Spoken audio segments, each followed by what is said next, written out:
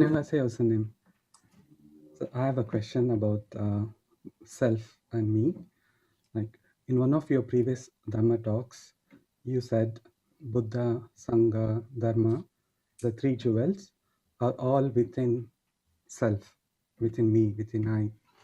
So I want to understand the self a little bit deeper. I'm aware that in Buddhism, they have a well-defined concept of self, but I want to understand what is your interpretation of self. When you basically, also when you said like three jewels are within self, in that context, what is self? Like, is it consciousness or not, or whatever it is? What finally, uh, uh, from your explanation of self, from understanding of self, how do we relate that to others, sentient beings? That's my question.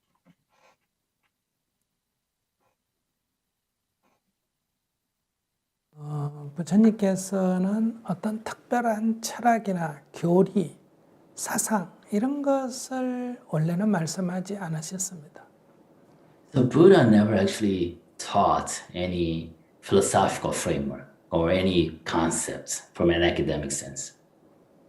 그것은 다 부처님 이후에 후대 사람들이 부처님의 가르침의 요지는 이렇다. 이렇게 교리화시키고 철학화시키고 논리화시킨 결과입니다. So those are the efforts of others that came after his death, who took a look at his teaching and tried to put that in certain frame, philosophical, academic, logical, whatnot. 부다의 가르침은 매우 심플합니다. However, Buddha's teaching is very simple. 상대가 괴로워하면 If somebody's suffering, 왜 괴로운가 하고 질문을 합니다. is asking back, why do you suffer? 또 이래서 괴롭다 하면 또 왜 그런가 하고 또 질문을 합니다. And if that person replies back, this is why I suffer, and then you ask the question back, why is this happening? 그래서 결국은 그 질문자가 스스로 괴로울 일이 없네 하는 것을 자각하게 하는 겁니다. And ultimately, the intended result is of the questioner himself to realize that there's nothing for him to suffer about. 그래서 그가 슬픔을 가시고 얼굴에 미소를 짓는 거예요.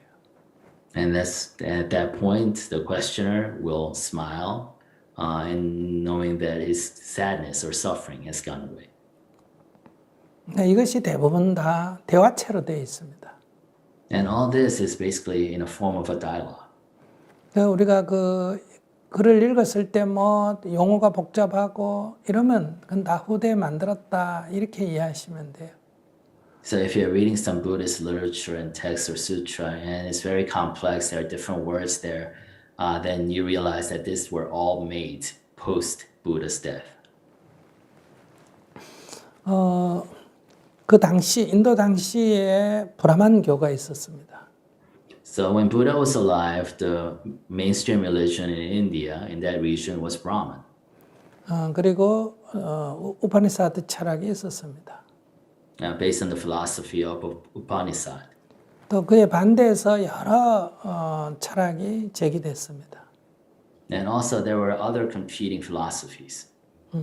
그들이 이것이 옳다고 주장을 하면 부다는 그게 옳다고 주장할 만한 근거가 없지 않느냐 이렇게 문제 제기를 했습니다. And so when all these different branches of philosophy religion said, my way is the correct one, is right, then Buddha would ask, do you have evidence to back up your claim of being correct? 이것은 옳고 이것은 그러다 이러면서 그 논쟁에 참여한 적은 한 번도 없습니다. So Buddha never actually involved himself in a debate between this way is right or this way is wrong. 한 예를 들은다면요. For example, 한 젊은이가 와서 저 바라문들이 말하기를 사람이 아무리 죄를 많이 지어도 강가강에 가서 목욕을 하면 그 죄가 다 없어지고 하늘나라에 태어난다고 합니다. 그 말이 맞습니까? 하고 물었습니다.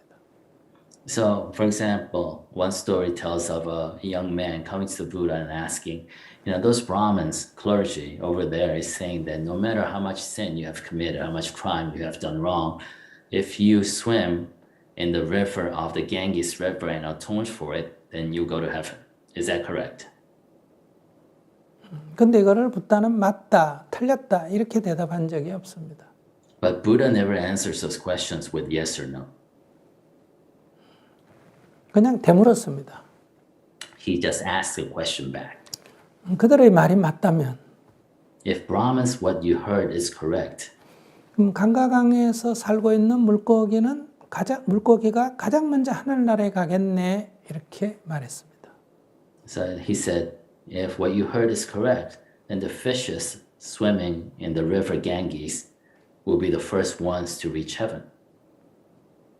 그러니까 그 젊은이가 알았습니다, 부처님. 알았습니다, 부처님. 잘 알았습니다, 부처님. 이렇게 대답했어요. And then upon that, the youth replied back, said, Buddha, I realized. I know now and I know now. 그러니까 그 브라만교를 배척하지도 않았고 So he didn't say anything against the Brahmin religion, 또 그렇다고 그것을 긍정하지도 않았습니다. nor did it confirm any beliefs from the Brahmin religion. 그렇기 때문에 그 당시에 브라만과 우파니사드 철학에서 주장했던 것이 네 가지의 철학적 요소가 있었습니다. 네 가지의 무슨 요소가 있다고 하셨어요? 철학적인 그런 주장이 있었다고 네 가지. So the mainstream beliefs or the dogma of the Brahmin religion at that time, based on the Upanishad philosophy, had four main tenets really. 저 하늘에는 브라만이 있다. That there is a Brahman that exists in heaven. 그 브라만은 이 세상 만물을 창조했다. And this Brahman created everything that you see in this world, 그러니까 우리 인간도 창조했다. as well, and including the human beings. 그래서 우리에게는 그 신의 분신인 아트만이라는 것이 우리에게 있다. And so therefore we have this thing called Atman, which is a part of the Brahman.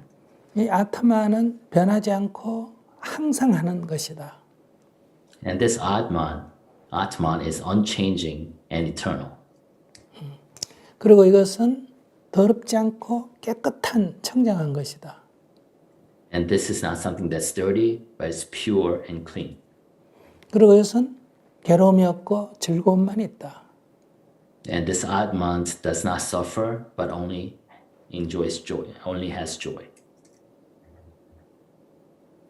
근데 부다께서는 신의 분신이라고 하는 아트만이라 할 것이 없다. But Buddha said there's no thing called Atman that is a part of the larger God, Brahman. 두 번째는 항상 하는 것은 없고 뭐든지 다 변화한다. And he also said there's nothing that's eternal and everything changes. 그러니까 부정하는 용어만 있지 이거다 하는 이런 용어가 없습니다. So how he taught is that he denies or proves the fallacy of the existing beliefs or system. There's nothing in there's nothing that he says that says this is the way. 그러니까 아나뜨에서 아트만을 부정하는 아나뜨, 그 다음에 그 니자를 부정하는 아니자 이렇게 앞에 부정의 언어만 붙어 있다. So basically, he puts a negative prefix to the existing belief system, so that he proves that these things do not exist. But however, he doesn't introduce a new absolute concept to replace them. 그 다음에 청정한 것이, 성스러운 것이 있다 할 때 성스럽다 할 것은 없다. 이 부정, 성스럽다 할 것이 없다 이렇게 말했습니다. And when they said this is pure and clean and sacred, Buddha said there's nothing that you can call inherently sacred. 항상 즐겁다 이렇게 말하는데 즐겁다 할 것도 없다. 괴로움이다 이렇게 말했어. 그러니까 즐거움과 And when they- 괴로움이 이렇게 돌고 돈다 이렇게 말했어. And when they thought that this is eternally joyful, Buddha taught there's nothing you can point to and say this is eternally joyful, that this leads to suffering. 그러니까 무엇이 있다라는 말씀은 한 번도 한 적이 없습니다. So he never said that something is there. 무엇이 없다 이렇게도 말하지 않았어요. He didn't, likewise, he never said that something is not there.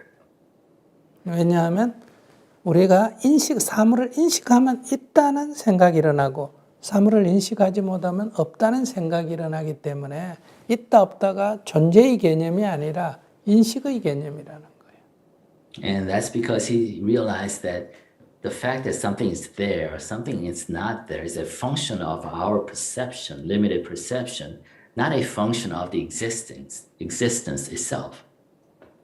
그것이 너의 인식에서 일어난 줄을 알게 되면 거기에 집착하지 않게 된다는 거예요.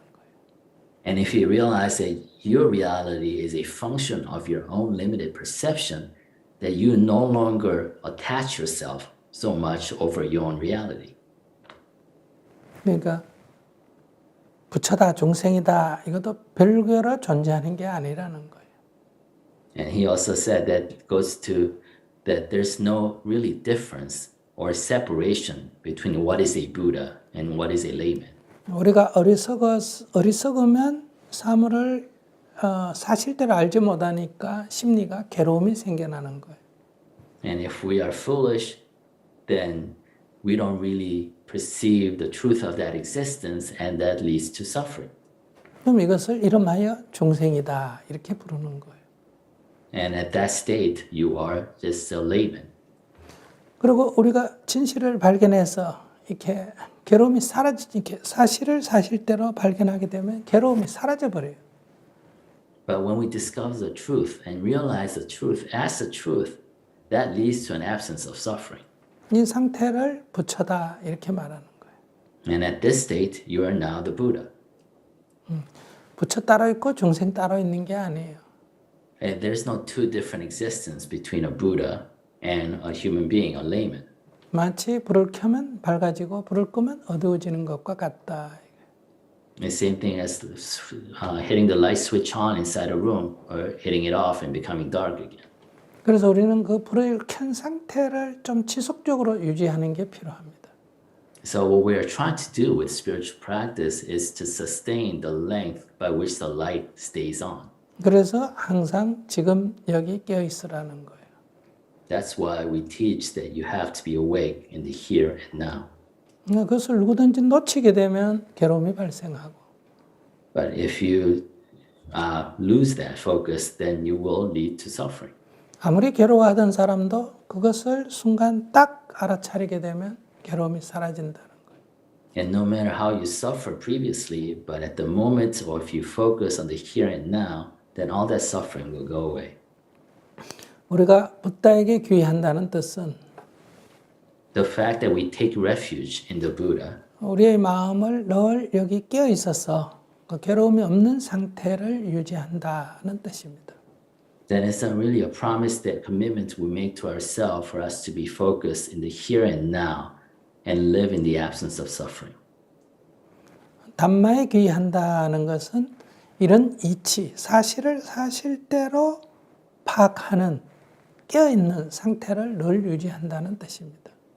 And when we say we take refuge in the Dharma, we're committing to ourselves to know, to be able to know the truth as the truth.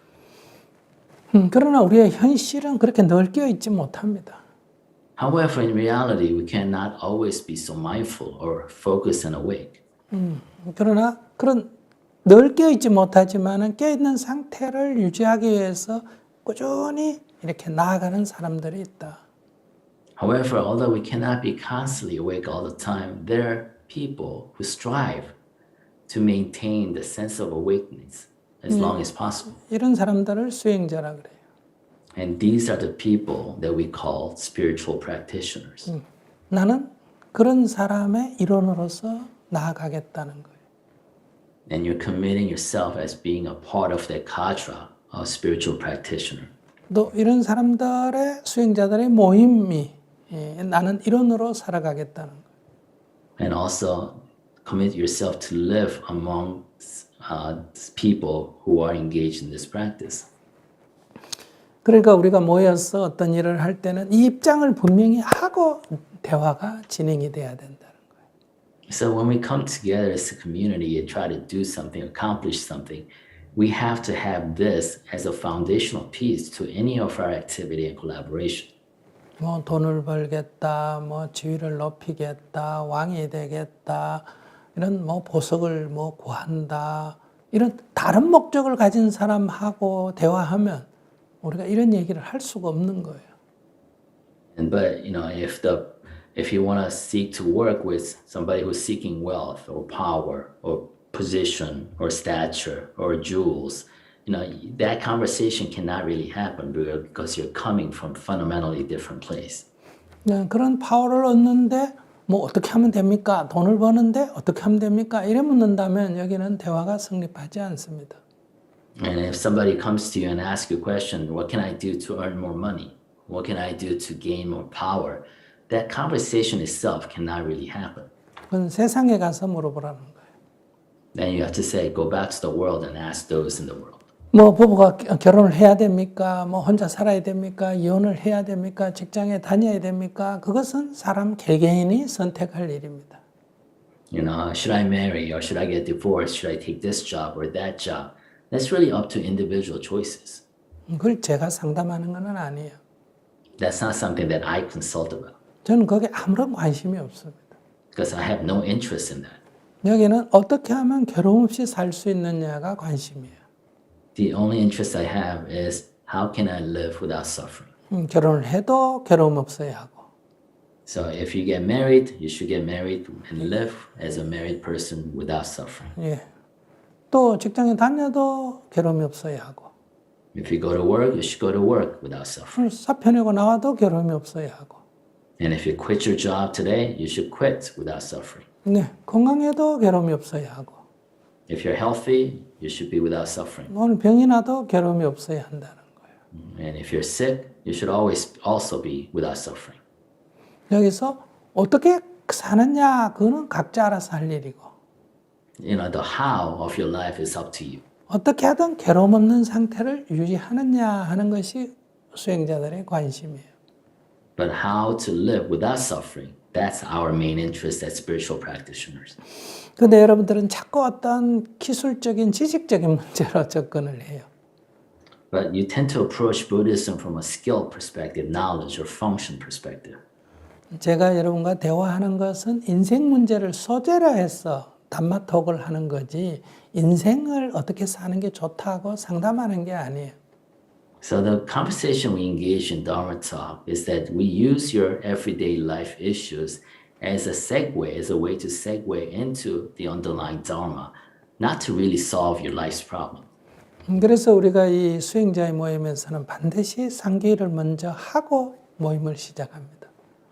So that's why before in a meeting for the practitioners, we always reiterate that we take refuge in the three jewels. 오늘 우리들의 모임은 괴로움이 없는 열반의 경지로 나아가기 위해서 우리는 어떤 관점을 가져야 하느냐 이런 목적의식을 분명히 하고 이제 대화가 시작이 되는 거예요.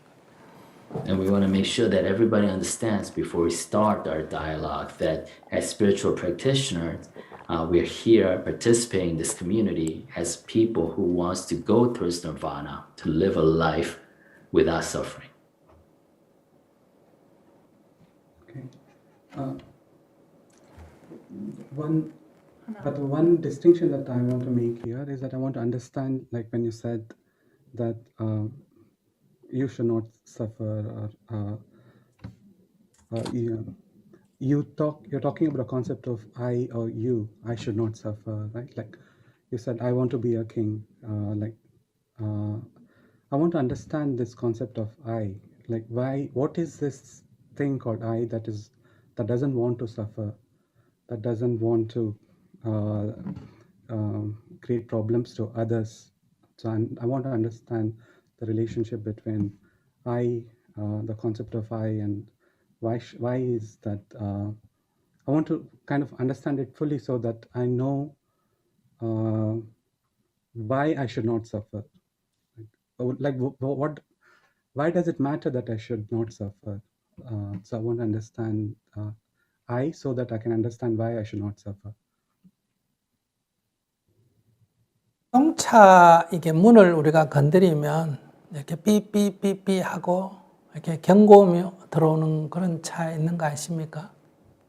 So do you know or car experience a car? I guess when you touch a car or when you back into it and move it by mistake, then some cars emit a warning sound. 아세요? Have you ever experienced that car? Have you ever encountered those cars? Yes. 누가 그렇게 경고를 합니까? Who is it about in that car that's actually emitting that warning sound? It's that machine. 그 기계요. 기계의 어느 부분이 Which part of that machine that's called a car is emitting that sound? Maybe a computer inside. 컴퓨터? 안에 있는 컴퓨터요? 컴퓨터를 분해하면 거기에 어느 부분에서 경고음을 한다는 게 있습니까?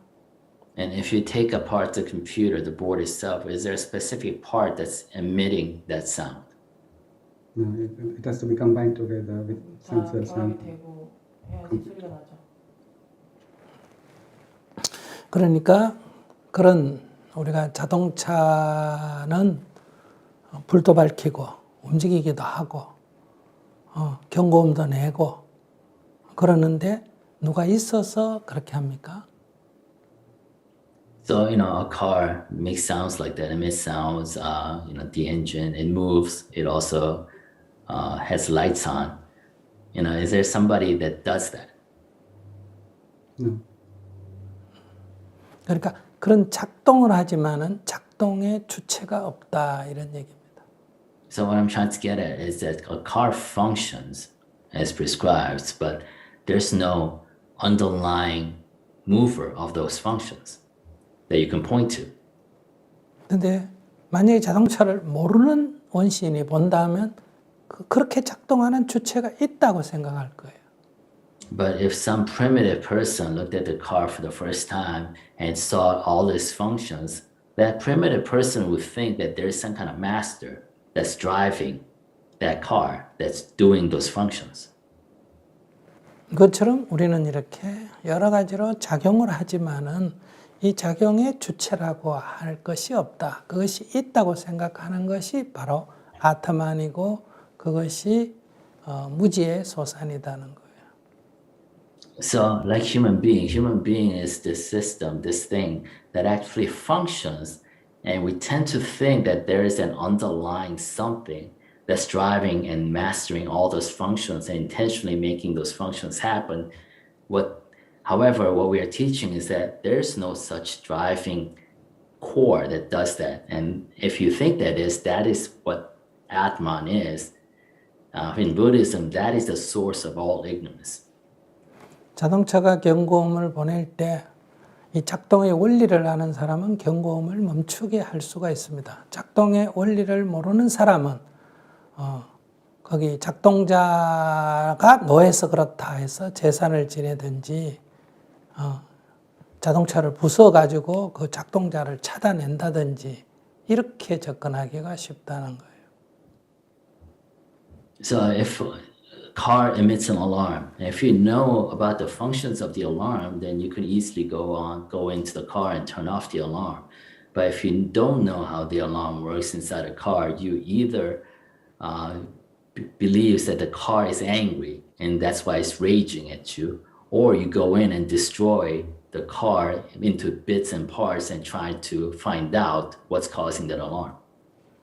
우리에게도 괴로움이 발생하는 것은 그 경고음 같이 생각한다면 그러면 어때서 이런 괴로움이 발생했느냐 하는 것을 원인을 규명해서 그 부분을 조정을 하면 괴로움이 사라진다는 거예요.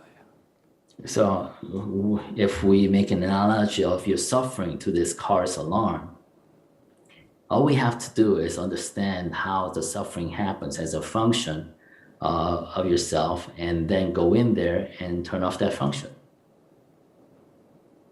근데 우리는 뭐 내가 있느냐 없느냐, 하나님이 벌을 주느냐 안 주느냐, 전생이 어떠냐, 자꾸 이렇게 접근하는 것은 이 작동의 원리를 모르는 상태에서 어리석은 사람들이 이런저런 행동을 하는 거예요. 생각을 하고 행동을 하는 거예요.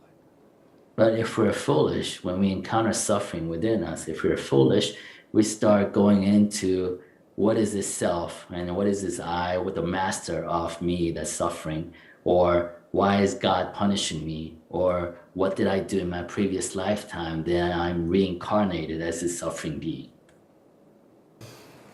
이해가 쉽지가 않죠. I know it's not easy to understand. 그러니까 선에서는 너가 누구냐, who are you, 이런 질문이 있습니다.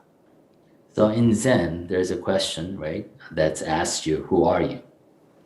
그것을 아주 탐구하고 탐구해 가야 합니다. And you have to really explore, investigate that question. 이것이 나인가? 아니야. 이것이 나인가? 아니야. 이것이 나인가? 수도 없이 탐구에 들어가야 합니다. And you have to engage in countless investigation. Is this me? No. Is this me? Or no, is this me? 이렇게 가다 보면 나로 갈 게 없네. 뭐라도 찾을 수가 없습니다. But as you investigate further and further, you realize that you cannot really point to one thing. You cannot find that one thing that's me. 그래서 그렇다면 나란 정말 무엇인가? 이제 그때 화두가 잡히는 거예요. And that's when you actually start really answering, really investigating this question, this koan. Then what is me? 이게 아는 것이 다 끝나야 됩니다. So at that level of spiritual practice begins when your intellect stops. 네, 아는 것은 어떤 것으로 해도 안 되고 이제 모르겠다. 모르는 가운데 그러면 이것은 무엇인고 할 때 바로 탐구에 들어가게 된다. So the real nature of Buddhism investigation starts when you admit that you cannot answer the question based on intellect.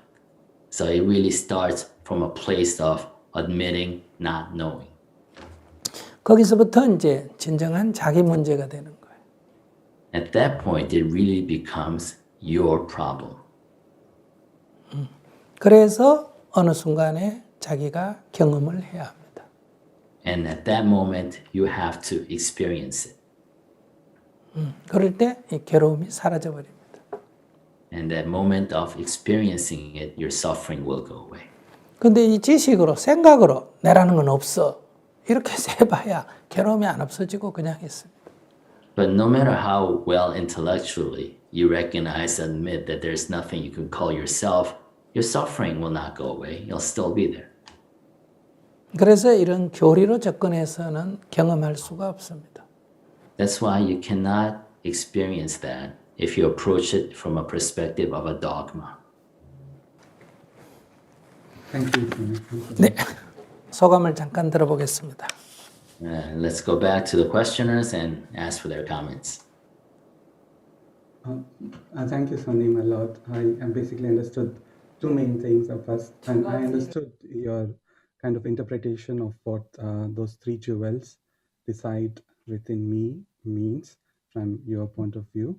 I think that I got much more clarification on that. So thank you for that.